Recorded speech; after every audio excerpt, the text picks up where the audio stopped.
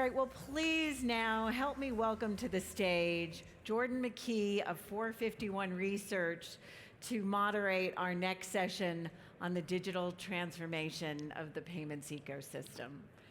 Thank you all. Thanks so much. All right, appreciate it.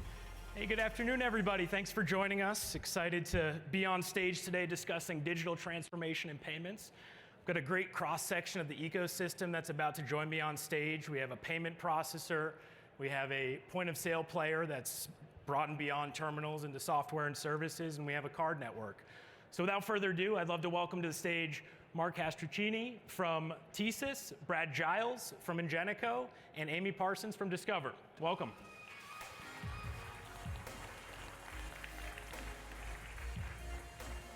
I guess we didn't need to bring one.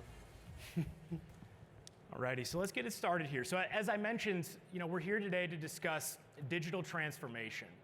And at 451, when we think about digital transformation, we think about it as the application and the exploitation of technology in all facets of an organization's business, right? How they use technology to better engage with their customers, how they use technology to better distribute their products and services, even how they use technology to build products internally.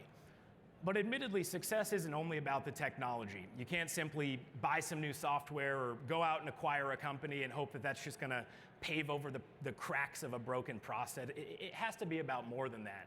So digital transformation is as much about the technology as it is about rethinking your operating models, your processes, your strategy, your culture, your talent. It's really about true transformation. It's about fundamental change that permeates an organization. And that's what we're here to discuss today.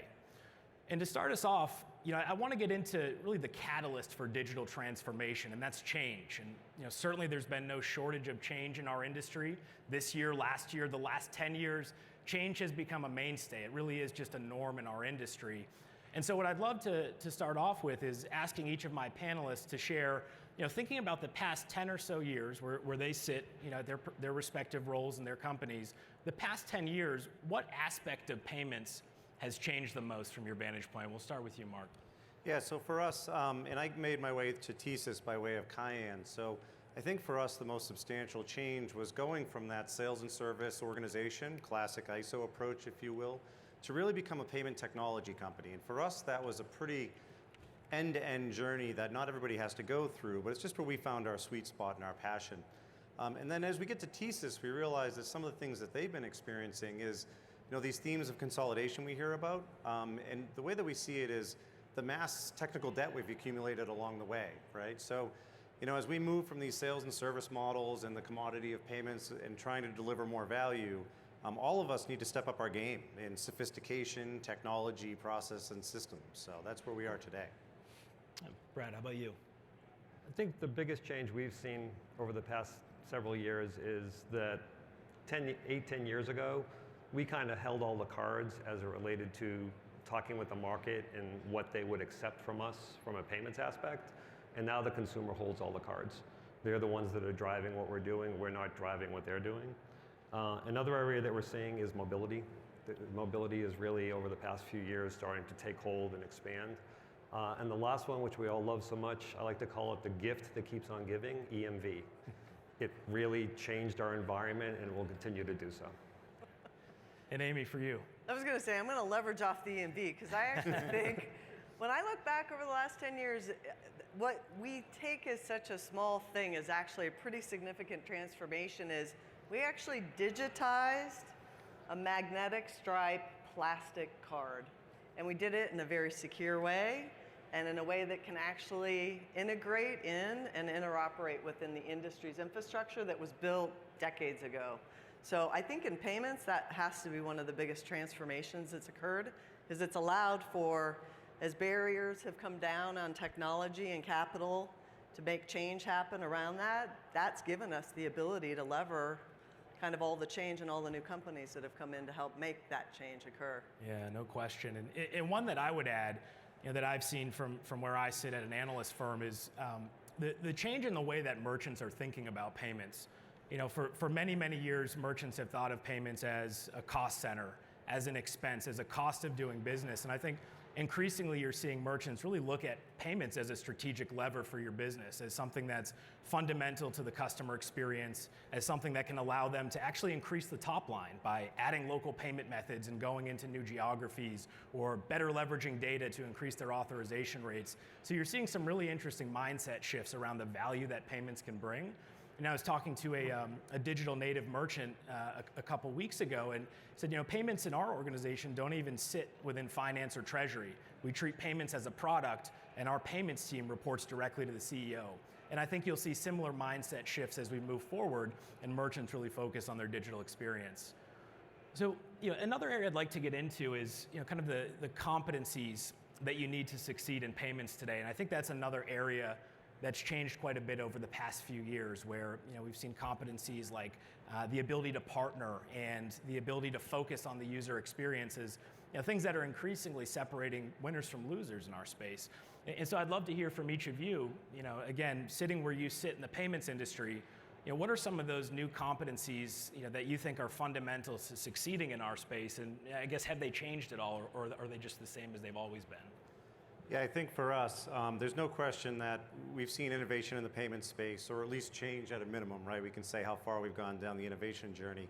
And there's some obvious sides of that. You need some technical aptitude, you need to bring up your engineering teams to modern technology. But I think where we got surprised was what you need to support that engineering effort. And you think about it, your sales team needs to start to learn consultative-based selling, right? Your service teams now, what you normally would have had as your deep tier 3 support is your tier 1 support, because you're coming out and trying to support these new software services and the like. So, I think we were a little surprised by one end of the spectrum, and are still chasing down how do we develop software and deliver it efficiently, right? Especially to the scale that we need to at this space. Brad, for you?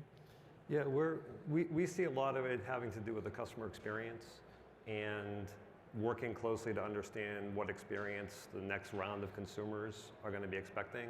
I've got college-age children that are about to graduate, and their expectation of how to engage in a transaction is fundamentally different than mine. And there's not that many years gap between us. The other thing we think that is going to be really important is the understanding of business intelligence. This technology is allowing us to understand more about the consumer than ever before, and there's huge opportunities for people to understand that data. I think if I was going to go back to college now, I might become a mathematician, because the opportunities for people today around BI are just exploding. And the last thing to say on that is, what's really interesting is the big guys figured this out a while ago. The Walmarts of the world and the Home Depots of the world, they figured this out a while ago. The interesting thing is, because of this organization and all the people in this room, that ability is now rapidly coming down market. And the SMB now has the ability to act more like a tier 1 retailer because of the solutions that basically everyone in this hall, in this room, are providing today. Mm-hmm. And Amy? Yeah, I echo both, probably maybe in a slightly different way. Organizationally, you have to change your business aptitude around the organization. People on a holistic scale, it doesn't matter what role or function you play in, you actually have to be a solutions provider and a problem solver. And so I think really teaching people and changing that mentality throughout the organization is a huge endeavor, and it takes time because it's a very significant culture change. Consultative selling obviously plays into some of that methodology. I also think being tech savvy, right? Your aptitude has to be higher than where it was before. So you can no longer run around and trade in business. You have to be able to actually talk tech to a certain degree. You don't have to be a technologist, but you have to talk tech. And with that kind of technology forward perspective, I think you always have to make sure your customer is at the core and the center of your thinking. Because if you don't hit the mark with what they're seeking, you're going to be somewhere else, and that's not where you're going to want to be. And I really, in this venue, I think it's very important, because we always talk about the customer being the consumer, but it's actually a merchant is a customer, in particular for most of us in this room, probably more so. And being able to integrate in with commerce is critical.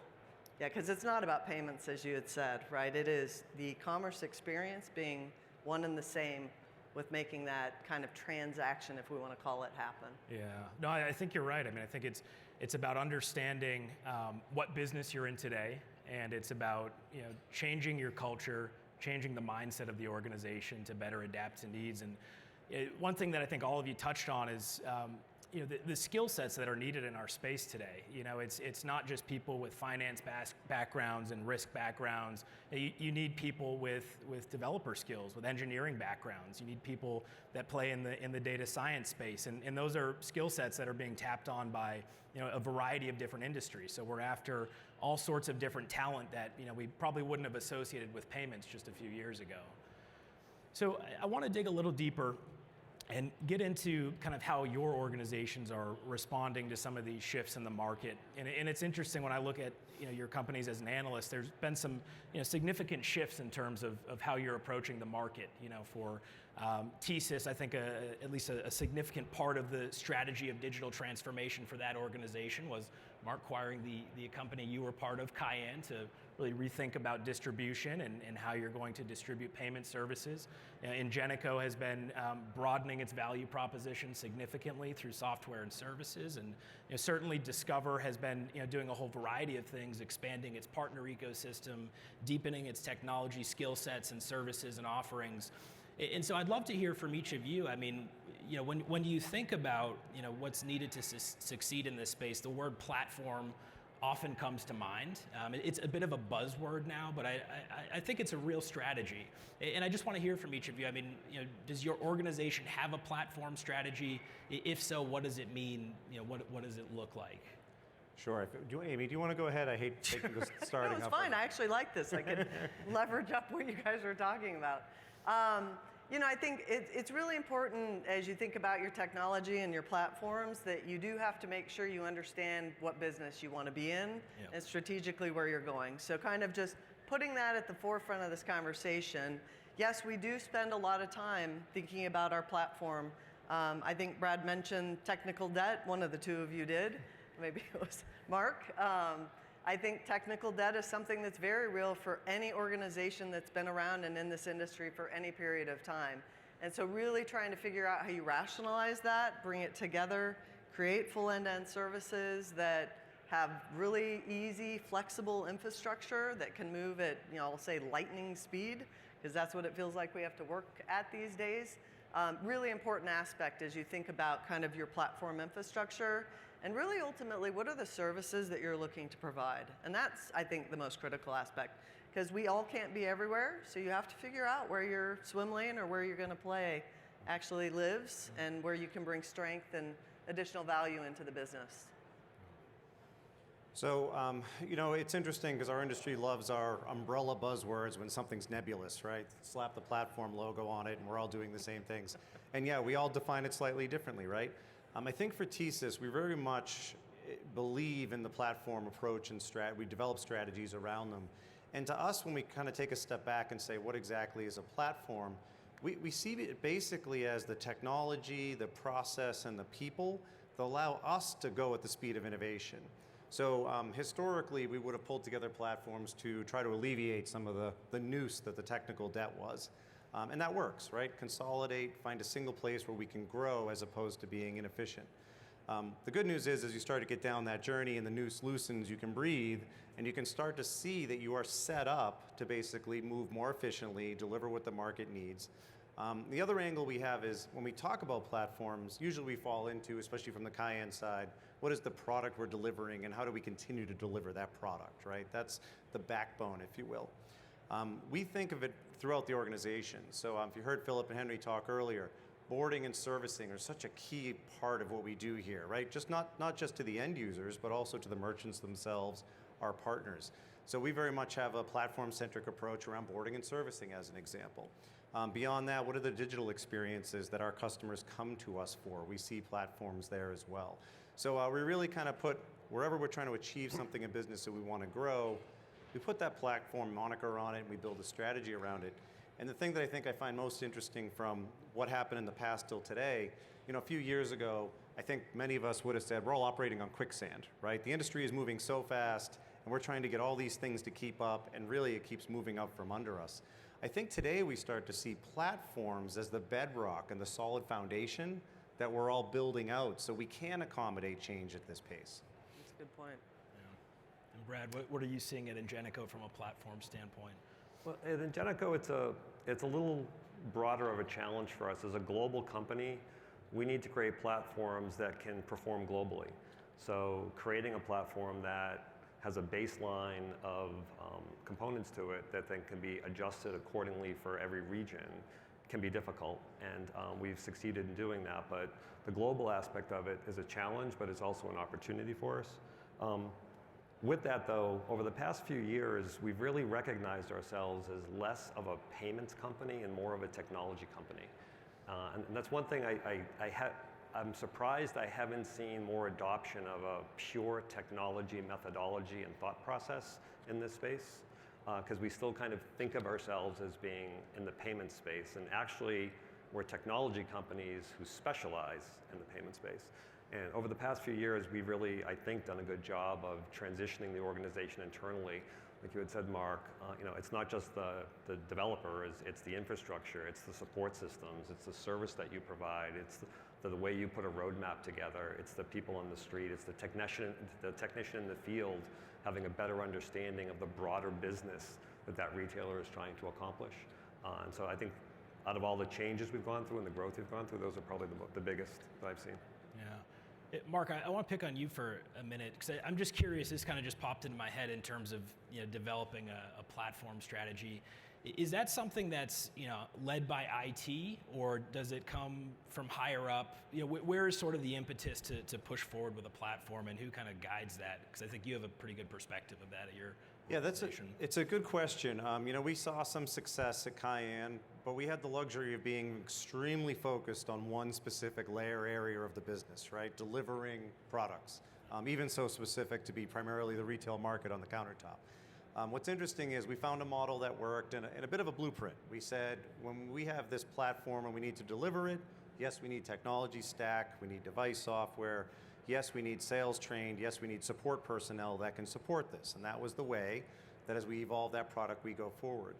When we came to TSYS, and again, if you heard Philip speaking earlier, he asked the same question and said, you have a blueprint and it works. You know how to scale your organization if you want to go broader. If you want to double the size of what you're doing, you have this, you made the complex simple and you stamp it out and you keep growing. How do we do that at TSYS now and bring it to the front door? And it's interesting that, the simple model getting into a much more complex environment on paper looks good because we have the blueprint and the template, but you get into very real challenges. But for us, it's really business driven. What is our strategy as an organization, which we're very clear at TSYS, trying to be the #1 SMB player in the US. And under that is some key things we think we need to succeed. So we actually have the business driving the strategy, and then certainly the platform conversation is following that, but we recommend a much more top-down approach because we don't want to build the technology and then figure out how to surround it with success. We want to figure out how this entire strategic direction is going to have success. And so the technology really plays a smaller part of it, right? And that's kind of how we lead first. That makes a lot of sense. It's interesting you said that about the way it's built, because one thing that we find really important is understanding the market and where the market's going. And we have an innovation lab in Paris, and one of the things that struck me when I first got here was a large portion of that innovation lab is not a bunch of smart people with a whiteboard. It's actually researchers in the market doing research to try to better understand what are the future expectations of the merchant and what are the future expectations of the consumer. And then with that data, we back into the way we think about the way the platform needs to be developed, how it needs to work, how it needs to be supported, and that's how we build it. Got it. Yeah, I mean, that leads us into kind of the next area I wanted to explore, which is around the goals of a platform strategy, because you're not just building a platform for the sake of doing it because everyone else is doing it. There are real goals attached to it. And I have to imagine, one of those goals, if not the most significant one, is to serve your customers better, right? To be a better partner to those organizations that are doing business with you or connecting with you. And so I'd love to hear, from each of you, I mean, how does a platform strategy make you more partner-centric? How does it allow you to add greater value to those that you're collaborating with? Maybe, Amy, we'll start off with you. Sure. Yeah, I think, this is where on a global basis, and you started to mention global, it brings in a whole different dimension. So when we think about our platform, it does have to be able to accommodate global players. And it's really about our partners at that point in time, because that's really where we see strength, is when all of us add ourselves together, we kind of become more than, you know, the sum of the parts, so to speak. So as we look to that platform, it's not about us building everything ourselves. It is very much about looking to partners, you know, in places like India, where they have data localization that's happening from a government regulatory perspective, and being able to ensure that what they're doing locally, they can support and do within their own infrastructure and how they want to manage it within kind of the rules that they're being held to. But yet they're looking for something that's interoperable globally, right? So now I can transport that conversation to Europe, where we've got SCA taking place in October, and GDPR showing up around privacy and how we should be managing data or not managing data. And so I think when you start to look at those different components, you have to have a lot of flexibility, and you have to be able to make it function so it does bring value to the partners. What we're seeing is the other networks, the regional or the domestic schemes, are really looking for control in their countries. They want to be able to support what's happening in their area, but yet they need something that can actually take them global. So I think we're trying to make sure that we've got a balance between those two things as we kind of push forward into more of that global perspective around the infrastructure. Yeah, smart. Either of you? It's interesting you mentioned partners, because a challenge with building a platform, particularly on a global basis, is creating it in such a way that, particularly in our space, that it can be easily integrated globally with everyone it needs to integrate to, on the front end, on the back end. I didn't grow up in this space. I've been in the payment space for about 5-6 years now. And I was just taken aback by the level of integrations that have to happen for the technology to work. And as you build a platform, layering in the ability and the flexibility in the API to be able to support that, particularly globally, is a challenge. And companies that do it right do well. The companies who don't do it right are the ones that we typically in the market see stumble. Yeah, and so what's interesting to us is you're hearing these extremely complex problems being solved by platforms, right? And that is the intent. On historically, if you run into complex problems, it's a big spaghetti mess of challenge. And so hopefully, if we're building our platforms correctly, for us, when you talk about the consumer benefit, the end user benefit, in our cases, sometimes the merchants, because they're really delivering it. I love where Brad mentioned the consumer experience, right? Because we're all trying to deliver that. I think for us and many of us, what we're trying to say is, you understand the platform is setting us up to deliver efficiently and in a scalable way, right? And that's very technical terms, almost who cares? But when we say that, at the end of the day, what we're trying to do is be product-led and solve the solutions of our customers and give more of the value downstream. And what these platforms are allowing us to do is to deliver what they are asking for, right? And so it really is the full benefit to the end users of ours, whether it be merchant or the consumer at the countertop serving these solutions, or our partners even in partner ecosystems. Ultimately, it allows us to actually have good, candid conversations, understanding what their needs and wants are, and then we can actually come back and deliver them in some sense of an efficient manner. So. Yeah, I mean, I think what I'm hearing from all of you is that, you know, the most successful companies in our ecosystem are going to be the ones that can connect their customers to the experiences that they desire. And those experiences are in large part going to be delivered through your partner ecosystem.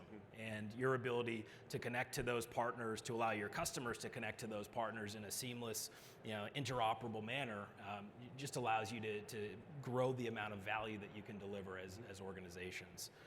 So as we move into the home stretch here, and I want to look out into the future a bit. And you know, there's a quote that I love that I shared with everyone yesterday from our neighbor up north, Justin Trudeau. Something he said at the World Economic Forum last year. You know, he said, you know, the pace of change has never been this fast, yet it'll never be this slow again. And just kind of let that sink in. The pace of change has never been this fast, yet it'll never be this slow again. I don't think there's a better quote for our industry, because you know, if you look back, let's say 5 to 7 years ago, we thought things were moving so fast. We had, you know, this group of merchants getting together called MCX that were going to take over the world. We had telcos jumping into the space, and they launched something called TSYS, unfortunately named, then rebranded as SoftCard. We had host card emulation. And now where we're sitting today, we look back at that time and we say, wow, we were barely moving back then, because today it's about real-time payments, it's about tokenization, it's about wallets that are embedded into operating systems. And in another 5 to 10 years, we'll look back at this time and say, we were barely moving back then. And so I'd love for each of you to kind of look out. You can pick the time frame, whether it's 5 or 10 years, but I'm curious to hear, like, what is going to be the most fundamental aspect of payments that will change between then and now? Yeah, so for us, we look at two different sides of the coin. One is a little more near term in 5 years, and we see still reducing payment friction, believe it or not, right? Because we've seen a lot of that reduction of the pain of actually performing a payment. Mobile wallets are amazing at that, right? You have a default payment type, and you just go up and do your action. You've sort of gone by the way of picking which card to use and actually facilitating the exchange. So that's the right step, right? E-com, cards on file, all that, the nature of those things. But we still think there's a lot of work to do. At the end of the day, we're not leveraging the data and analytics we're getting to make that experience even better. I, as an example, will use my debit or card brand debit card for all my transactions, right? I just don't want to have to go back and do anything later. Anything over $100, I typically might use my credit card. So those kinds of things that get smart about me and the way that I interact, where I can use my wallet every day and stop, I think we'd like to see that payment activity be completely transparent and gone, right? We want the buying action to happen, so we agree we're exchanging something here, an obligation, but payment side of the picture. On the back end, on the friction side, we really have a distaste for the way we have funding happening, right? The fact that we can't pay and give somebody their money right away is painful. It's intriguing because we as an industry made that happen due to risk and fraud and things like that. But we're seeing some great ways to circumvent that now and charging customers a premium to get there. So we were just talking about this with some of my coworkers. It's amazing to me, we as an industry created a problem, and we as an industry are solving it on our own and charging people. But at the end of the day, they're paying because they love that capability. So we'd like to get smarter, and again, I think the analytics is the backbone here, and solve the risk and fraud problem, where there are situations where we can facilitate real-time payments. We can combine mobile wallets perhaps with some of the real-time payments things we're seeing today, and take advantage of some of the card brand help. They're really trying to circumvent that as well. Nobody wants to defer these funding of people because we're dealing with risk and fraud, right? We can solve that fundamentally. Then the opportunity perspective, Brad mentioned it earlier, we think it's all going to be about that consumer experience. We really hope and believe that data and analytics and a little bit of the next buzzword, I'm sure we'll be having panels for life on that one. And it's not to us, it's not how do we expose analytics and data to our customers, it's how do we as an industry, because we are right in the hub, that finality of transactions, really come together with value and strategies for our merchants so they can grow their business, right? How are we in a position of power to help attract customers? How do we help them have the existing customers spend more money, have a better experience, things like that. So that's where we put a lot of our future brain cycles right now. Well said. Brad. It's interesting what you said in the first part there about the frictionless payment experience. We work with a lot of the largest global retailers on a regular basis, and we're having countless meetings with them now on how to create that frictionless checkout experience. And the terminal, as we know it today, at some point is going to go away, and some major brands that you'd recognize are already looking at ways to eliminate the terminal completely from the in-store checkout experience, whether that's because they're going to be doing it in the aisle or whether that's at the actual checkout, but they're going to be doing pin on glass at some point to be able to accommodate that. It's going to look very differently moving forward. The other thing we're seeing a lot of interest in, which is telling us over time it's going to adopt to this, is biometrics. Biometrics works today in an environment where you've opted in for it because you don't have the privacy issues because you've opted in for it. But over time, we believe that those privacy issues will abate, or we'll figure out a way to work around them. It's interesting, I was having lunch and I was talking with a lawyer here who specializes in payments, and she said something that really stuck with me. She said, the laws for all of this haven't been written yet. We're kind of figuring it out as we go. And so that's a green field of opportunity for us to, as a group, help shape what those laws are going to look like to the benefit of the industry, to the benefit of the consumer, and the economy as a whole. And the last thing I want to say on this has nothing to do with technology. It touches on what you said earlier about the holistic approach of it. Technology is changing the way that stores in particular interact with customers, and retailers now have to start thinking more about the actual associates that they're putting on the floor and the training that they give them and getting the right types of people on the floor. Because if I'm an associate on the floor working on a mobile platform and I have a device in my hand, let's say it's running on Android, and I can link to all these other business apps that tells me everything I need to know about what's going on within the store, I have to be able to handle that transaction and have that dialogue with that customer in a very proactive and professional way. Where today, most associates are behind the register, scanning things and asking to complete the transaction, and that's the extent. So there's going to be, we think, technology is driving far-reaching change beyond just what we're doing here. Yeah, no question. I mean, I think it's hard to say, well, in 5 years, it almost doesn't seem that far away right now, but it actually is to a certain degree. So I'm probably just going to push a little further, just because when I think back, so 10 years ago, right, we all end up with these smartphones that we carry around today. And at the end of the day, if I had told you that, you know, over 70% of your time, you're going to be doing something else than actually talking on that phone 70% of the time, would you have believed me? Probably not, because we couldn't imagine really what that would have looked like, because it just didn't exist. And so I think the experience infrastructure with the technology is just moving so quickly. I like to use augmented reality as really one of those components of technology that's starting to bridge kind of the real life and the digital life, and it's integrating them together. It's creating these experiences that we didn't actually know that we could do, right? So I can actually decide I'm going to add a deck onto the back of my house or a patio, and I can go to Lowe's and I can actually now go outside in my backyard and look to see what that image of this new deck or patio would look like, and I can pick materials. They also do this with their kitchen designing. So no longer are you looking at this weird blueprint trying to figure out, well, what's that going to be like when I'm moving around my kitchen?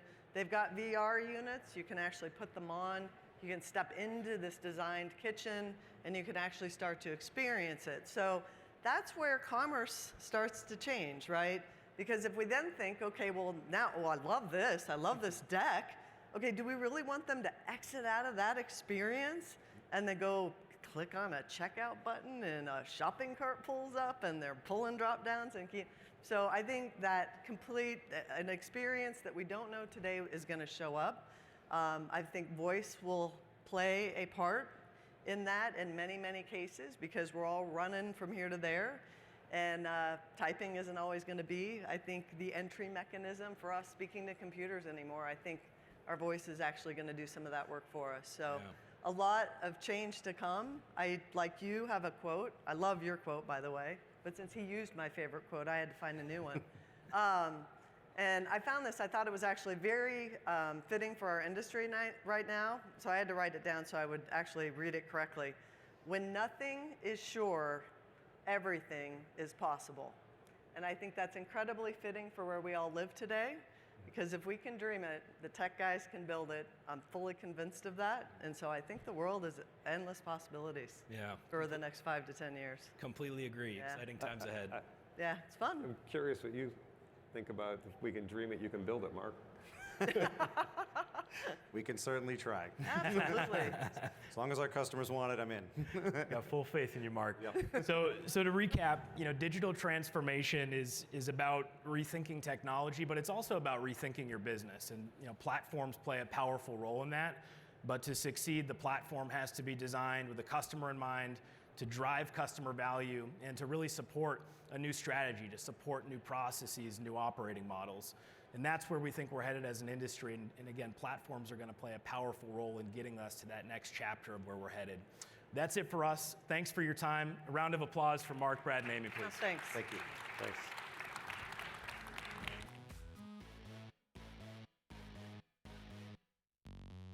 We will take a short break now.